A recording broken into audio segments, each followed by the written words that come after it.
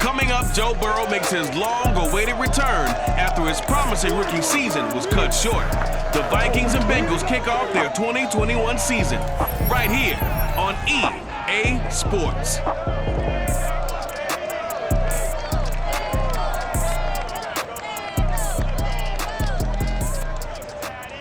Named for the legendary coach and co-founder of the Bengals, here's a good look at Paul Brown Stadium on the riverfront in Cincinnati.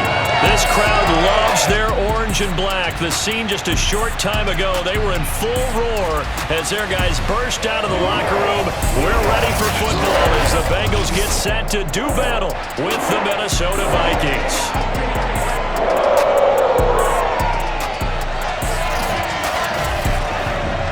Again, everyone, Brandon Gaudin, so happy to be with you to kick off this much-anticipated 2021 season. With me in the booth as we begin our sixth season together is, of course, Charles Davis. And, CD, so much to watch for coming up. What are you keeping an eye on? Well, Brandon, I'm ecstatic to be back with you, of course, and we've got a good one right here out of the gates. I'm interested in seeing some of the changes in 2021. Running backs and wideouts, even linebackers wearing single-digit numbers. But even more than that, I want to see the changes defenses have made because last year, we averaged 49.6 points per game. That's the highest ever by 3 full points. Can these defenses make an adjustment and start to catch up? Yeah, passer rating, CD, an all-time high. Completion percentage, also an all-time high. So as you said, will those numbers continue to climb northward, or will the defenses adjust? From the end zone, here comes Williams. And no alley to be found. The coverage was solid, and he's dropped at the 18. Time to see the Bengals offense go to work. And leading them out, the #1 overall pick in the 2020 draft, Joe Burrow, now his second season out of LSU. And what a rookie season he had indeed. A knee injury knocked him out in Week 11 at Washington. And while the Bengals only won 2 of his 10 starts, I think everyone around the league and anyone who watched the NFL came away impressed. 13 touchdowns, just 5 interceptions, nearly 270 yards a game passing, the 3rd most by a rookie in NFL history. And he'll find some space up to about the 25. 7 yards on the pickup there, and it'll leave him with a 2nd and 3. A nice run here early on. It doesn't take a great play caller to realize you want to establish a guy of his caliber with runs like this early, because they will pay dividends as the game progresses. From the 25 on 2nd down, Burrow. And the catch made, it's Tyler Boyd. And Tyler Boyd's one of those guys that seems to fly under the radar, but he finds ways to get open, and he has nice hands. He's averaged right around 80 catches a year his last 3 seasons. Burrow going to get this into the hands of Mixon, his running back. And he'll be out of bounds after getting this one across the 40. They'll wind up getting 7 on the play, and it'll be 2nd down. I like it, I like it, I like it. Get everyone involved in the passing game, and you know you can create those great mismatches throwing it to your guys out of the backfield. And on the first drive, that can also help establish some rhythm, right? I think so. It gets everyone involved. They feel like they're part of it. It really gets them amped up as they go forward. A pair of first downs gives him a 1st and 10 up at the 44. Off the play fake, here's Burrow. And that is incomplete. Oh, the coverage a little too good there, and it's 2nd down. And, Charles, we get a look here at the key inactives, and I tell you what, a big list for being this early in the season. If there's any silver lining at all, you're hoping you can get these guys back, and now you'll play well down the stretch with them. But what you're also hoping is that the guys who have to play for them, the next man up mentality kicks in, and those guys take care of business. 9 yards, not quite enough, and they'll be left now with 3rd and 1. And that looked like some pretty easy yardage there right up the gut. And he's a guy that has some height to him, so when you don't have to drop a shoulder or create or get through contact or trash, makes it a lot easier to stay upright, see the field, and make a run as we just saw there. They give to Mixon to try to pick it up. And he has the 1st down yardage before they bring him down right at the 45.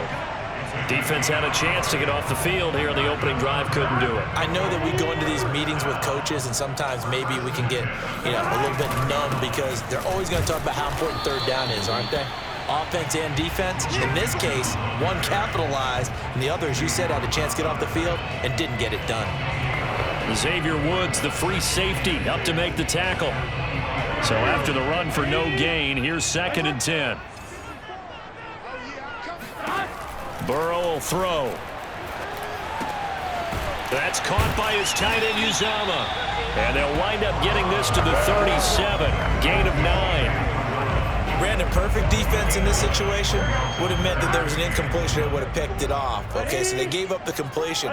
But I really enjoyed watching how the defense stayed in sync, stayed in great communication. And as he dragged across each zone, you see him pointing, communicating. There he is, and they passed him off to each defender.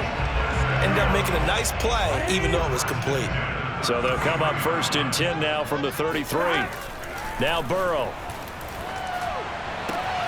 He'll get this out to his running back, P. Ryan. Oh, he put it on the carpet, a fumble, and the Vikings pick up the football. The Minnesota offense ready to go to work here. Their quarterback in his 10th season overall now, and 4th as a Viking, Kirk Cousins. And one nice thing you can always say about Kirk Cousins is that he's consistent. Always puts up nice numbers each and every year. If there is a downside to his game, it's been the lack of playoff success. All in all, though, a formidable starting quarterback at a time in the league where it's tough to find your franchise guy.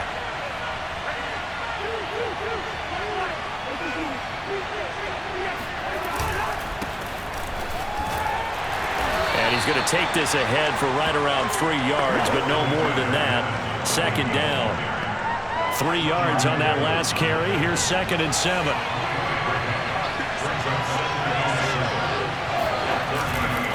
Here's a give to Madison running right. And he gets this to the 35. Good for a gain of 5. A quick burst there, and he nicely bit off a pretty decent gain.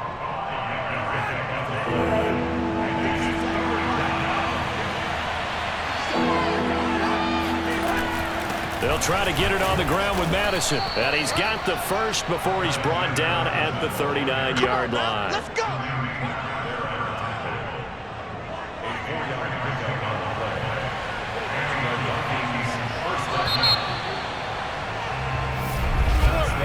We're scoreless after 1. The Vikings with the football here to begin the 2nd quarter, as they've got it with a 1st and 10. Now a give to Madison. Madison's got a 1st down and then some. And finally taken down at the 20-yard line. 53 yards rushing for him in this first half as he is looking in mid-season form here in the opener. Well, that is a running back who is not about to go down easily. He fought his way through the contact until the seas opened up for him. So a big play as it gets him all the way down to the 20 now for 1st and 10. Running from the shotgun with Madison. And he'll get this one down to about the 17. The excellent play last time is followed by a much more routine gain of 3. The last run got 3. Now here's 2nd and 7. On the handoff, it's Madison. And able to get him down, but he does reach the 5. Let's go. Let's go. I hope we give enough respect to the big guys up front because they have been getting it done on this drive. The holes have been large, and they've been barreling through them, picking up 1st downs. They'll try to throw now. Cousins. His throw incomplete. I think he's got to be careful not to force anything into coverage right there. There weren't really any throwing lanes, but the best part for him, he's got 2nd and 3rd down to fall back on. On 2nd down, this is Madison. And that'll hurt the average a bit as this time they're able to get him behind the line. That backs him up 1 yard and brings up 3rd down. And now 3rd and goal coming up, the loss on 2nd down. That just means this crowd's going to get even louder. And they'll get a little bit of extra help from the defenders as they exhort them to join them in the effort. And he's going to be brought down just shy of the 5 at the 6. They'll get only a yard out of that, and it'll bring up 4th down.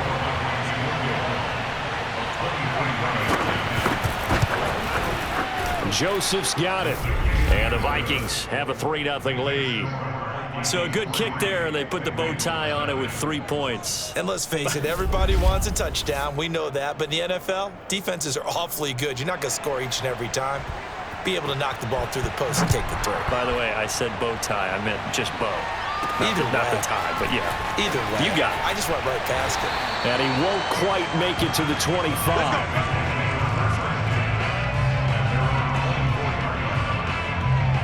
Cincinnati coming back onto the field here for their second drive.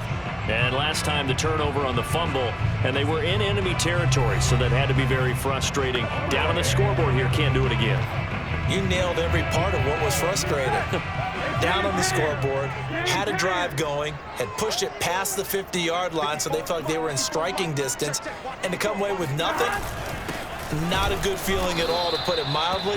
Now they can't afford to do that again. Yeah, now can they get that bad taste out of their mouth here? 2 yards the loss, 2nd and 12.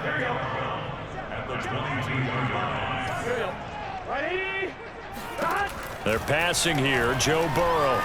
Flush to his right.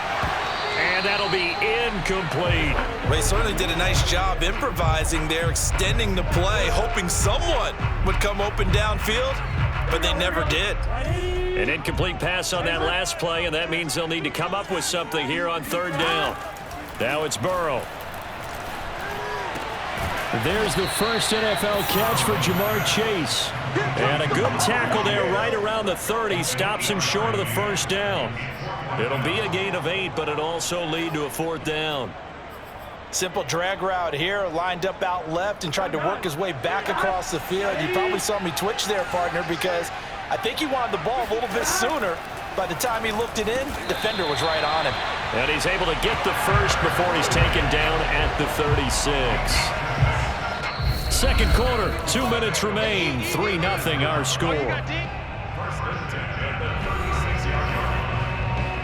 We remind you that coming up in 2 minutes, we'll again head down to visit with Jonathan Coachman in Orlando, back for another year. He'll have scores from around the NFL here on this opening weekend. And that's caught one more time by Boyd. This will be stopped about 2 yards shy of the marker. 8-yard gain, 2nd and 2.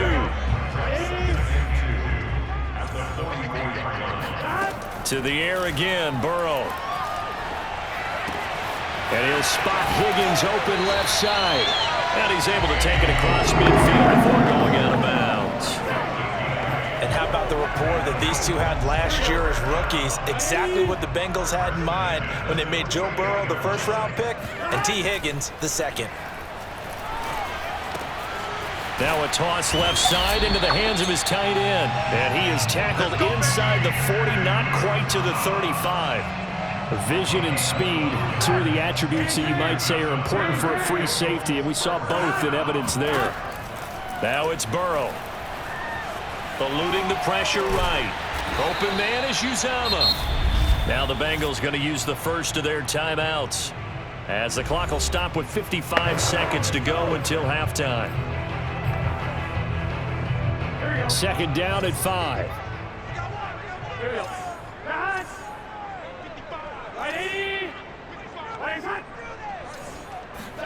Throwing again, it's Burrow.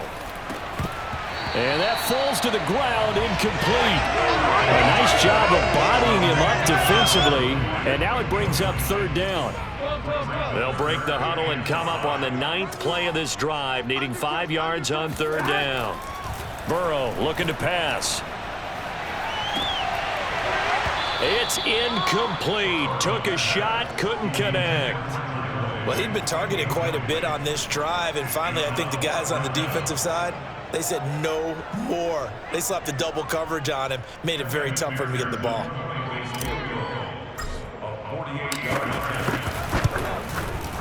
McPherson's kick is good, and that will knot things up here late in the 1st half. So the field goal there counts what winds up to be an 11-play drive. That's a lot of offense to run there to only get 3 points. So I just wonder, are they going to recycle those plays because they were successful in getting 3? Or do you go to another section of the playbook trying to find ones that get you into the end zone, get you 6?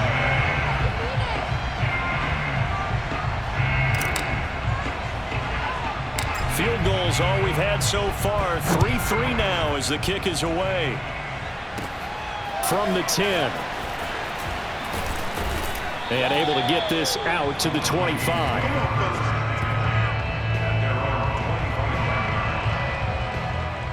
The Vikings going to take over now late in this first half. And they've got a little under 40 seconds to go if they want to try to put something together here. Cousins now to throw on first down. He's going to look deep down the field. And that will be incomplete. Would have been a big hitter if they had connected. Instead, it's second down. Throwing again on 2nd and 10. Cousins. They'll get this underneath to Madison. The Vikings going to signal for the first of their timeouts as they'll stop it with 27 seconds remaining here in the second quarter.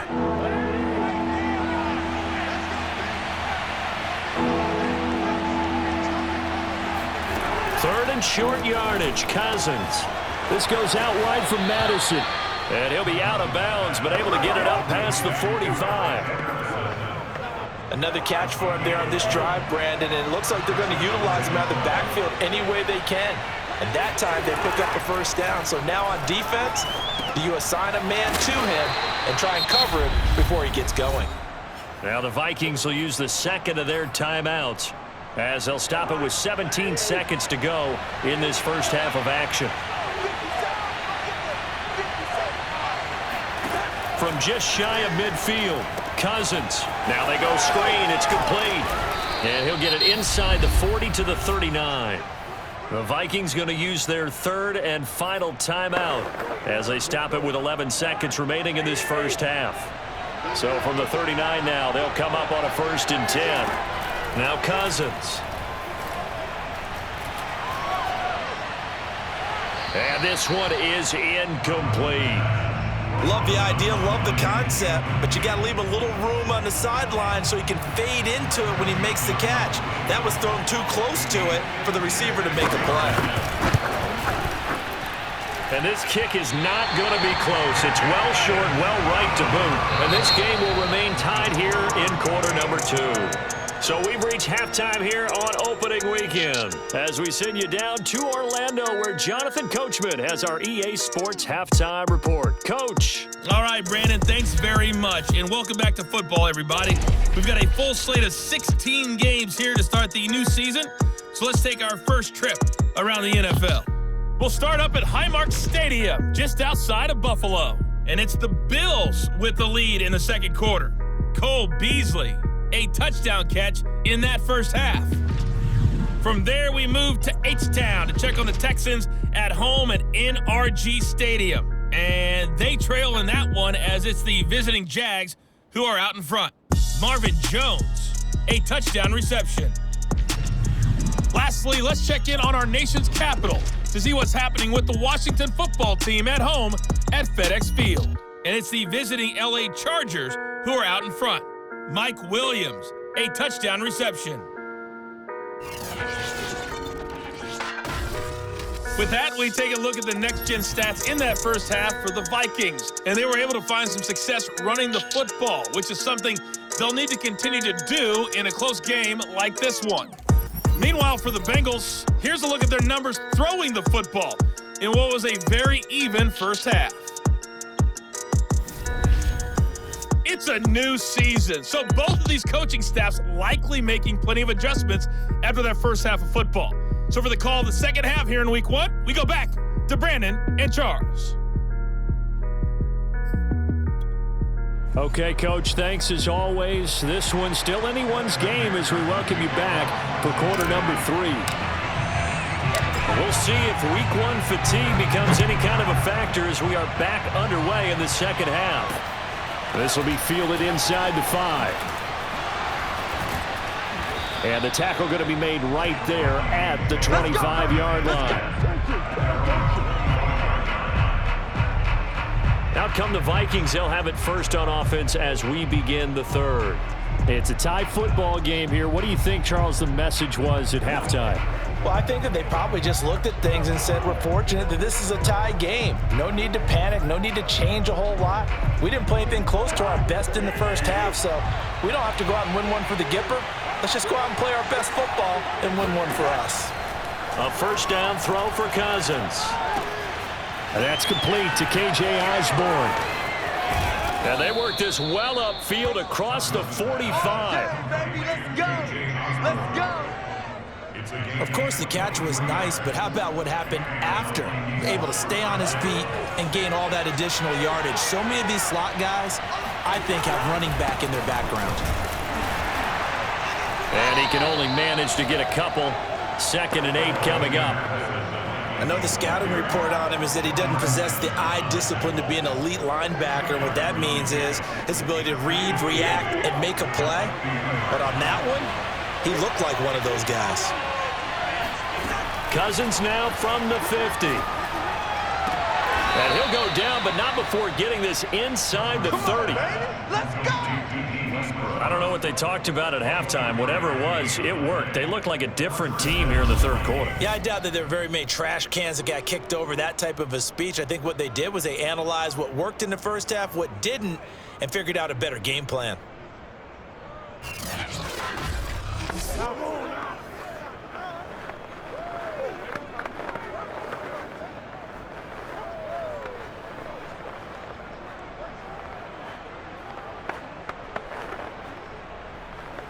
Still in search of their first touchdown of the game, but they're on the move. 1st and 10. Going on the ground with Madison. They get him to the ground right on the cusp of the red zone after a pickup of 5 or 6.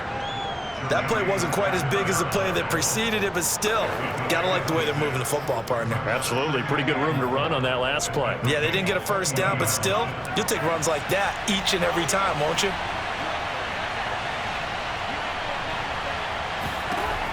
On 2nd down and 4, Cousins. That's complete to Smith-Marset. I know many people like to throw to the tight end, maybe in a little flexed out position because he creates mismatches with his size. But slot receivers do the same thing with their quickness, their speed, and their route running savvy. Line of scrimmage, the 15. It's 1st and 10. They'll run it with Madison. And they get to him quickly here as he stopped right around the 13. Give him a couple on the carry there. 2nd and 8. And the big fella stuffed that one up in a big way. I think doubling him has to be a priority because you can't move up to the next level if you don't take care of him first. 2nd and 8. Now Cousins. He's going to flip one out here to his running back. And he's brought down just outside of the 10 at the 11. So give him 2 yards there on the completion. And all of a sudden here, it's 3rd down.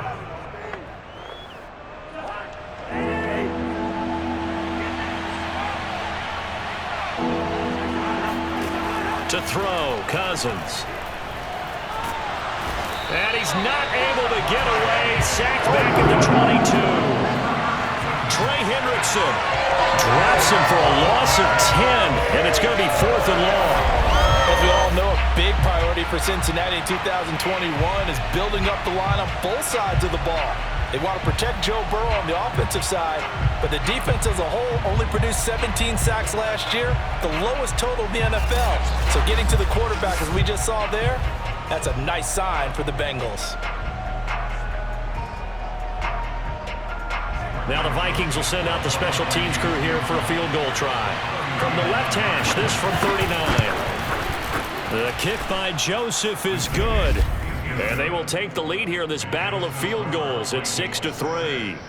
Well, they don't get a touchdown here on the opening drive of the third quarter, but I think maybe you still say mission accomplished as they come away with the lead. No, absolutely. You keep the pressure on, right? You go downfield, get some points up on the board, and hope that you've motivated your defense to take the field and hold that lead. From the end zone, here comes Williams. And no chance to get away as they'll get him down at about the 17-yard line. So here are the Bengals now as they get their first possession of this second half. And they find themselves down on the scoreboard following the field goal a moment ago. And I think even though they trail in the game now, I would consider that a win for their defense, and that's probably what they're telling the offense when they get to the bench. Hey, the onus is on you guys now. Get back out there and get us the lead back. Burrow and the Bengals with a 1st and 10 at their own 17-yard line. He'll hand it off here. This is Mixon.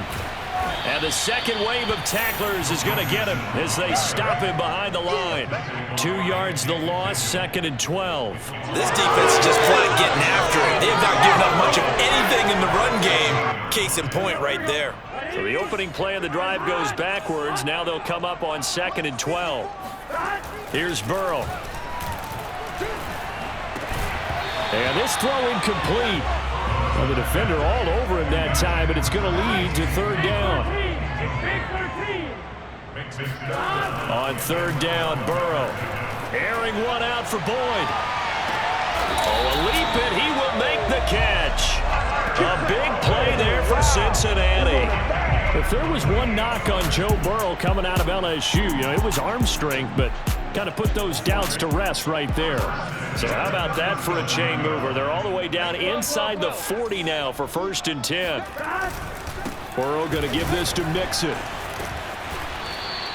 They had the huge play last time. Here it is a much smaller gain of 2. I have to think a major focus at the halftime meetings had to be figuring out how to create space for the running game to get operating. Well, what you pointed out to me at half seems accurate. That line has struggled to sustain blocks. Yeah, I would agree with that totally. They've got to focus on staying on their double teams at the first level, make sure that block's secure before they slide off and try and chip someone at the second level. We are through 3 quarters here on NFL Kickoff Weekend. You are watching the NFL on EA Sports. Mixon with a 1st down carry.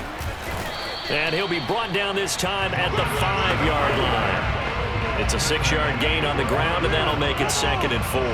That's a strong pickup right there on 1st down. And as this drive goes on, we're seeing an offensive line and running game imposing its will. On 2nd down and 4, Burrow.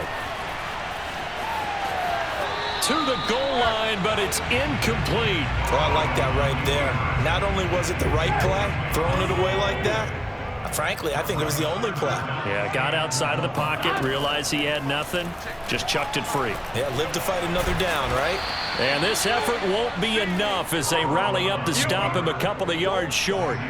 He opted to go with a scramble, gets 2 yards, and now it's 4th.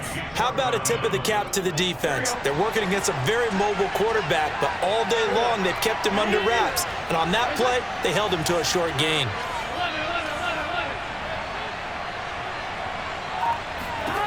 Here we go. It's Burrow on 4th down.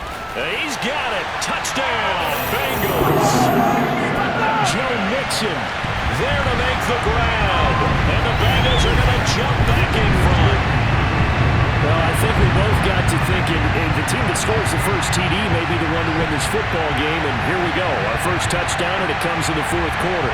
Yeah, and it's a testament that both of these defenses were able to hold the line this long. But now, on the other side of the field, they've got to be thinking if they got it done, we should be able to punch one in ourselves. Evan McPherson now for the PAT. And he's got it as the lead is now 10-6. That time a 9-play drive. And it ends with a Bengals score.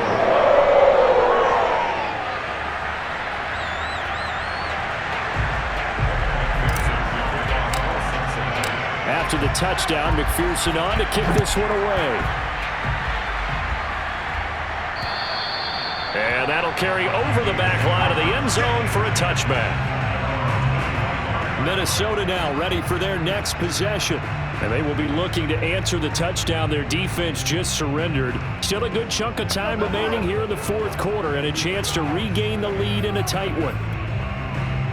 Just week 1, but already plenty of intrigue with the games going on, and this one no different as we come up on a 1st and 10. Here's Cousins. To the right side and complete to Jefferson. And he'll be out of bounds right at the 40. And here we are in the 4th quarter, partner, and watch them drive for what would be a go-ahead touchdown.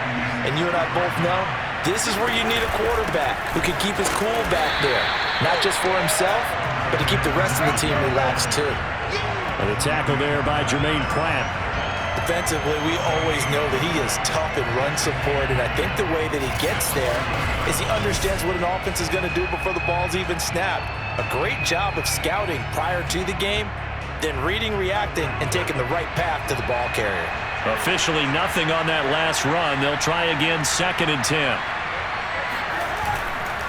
Going to run with Madison again. And not much room to operate as he'll get this up only to about the 41. They do get a yard there, but only a yard. Leaves them with 3rd and 9 looming.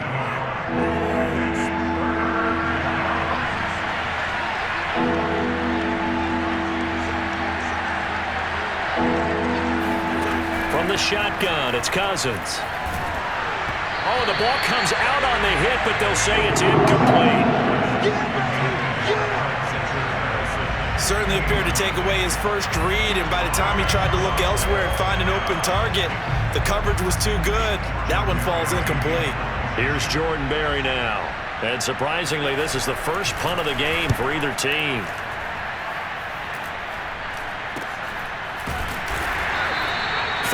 yards on the punt there. And the Bengals will take over here 1st and 10. Cincinnati now ready to take the field. Right now clinging to a 1-score lead, Charles, and I think operating within that 4-minute offense with a little less than 4 minutes to go applies here, right? It certainly does, and that means the playbook is still wide open. But you are a little bit more careful about what you're calling. You want plays that are going to gain yardage, how would you say it, consistently, right? You don't need the big shots downfield, but make sure the clock continues to run. Pile up the first downs. And the goal, end the game with your quarterback kneeling down at the end, and you still have the lead. They'll break the huddle, come up on 2nd and 8 at the 27-yard line. They'll stay on the ground, Mixon again, and able to stay on his feet past the 30 to about the 33-yard line. It's a gain of 6, moves him to a manageable 3rd and 2 situation.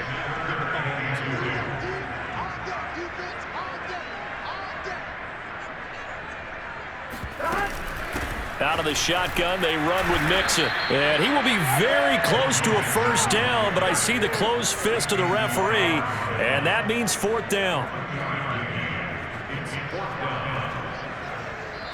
4th quarter, down to the final 2 minutes, and we've got a 1-score game.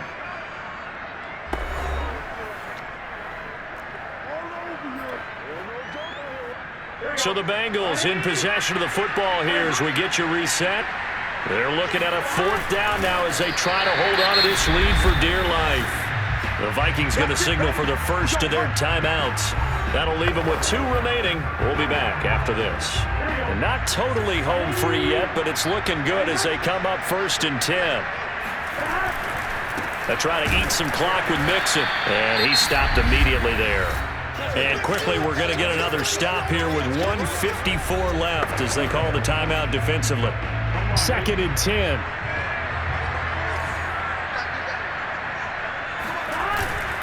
Again, it's Mixon, and he's dropped right at the 40. Gain of 3. Whistles now and a timeout. So defensively, they burn it here with 1:51 left. An extra defender in the secondary for the Vikings here on 3rd down. Throwing now is Joe Burrow. He gets this one to Boyd. And he'll be taken down, but not before he works it past the 50. He's been the go-to guy. They needed a big play there on 3rd down. Went his way, it worked out. Doesn't matter whether they scouted it or that they think he's going to get the ball. He has a knack for finding his way open and completing the connection.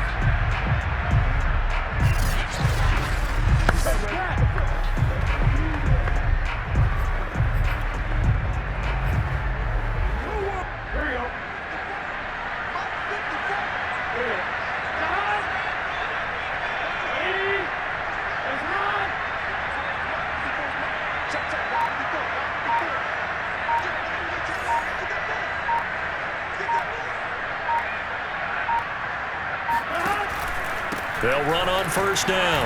Mixon, and he'll be stopped up at the line of scrimmage with a flag down. Let's check on the call.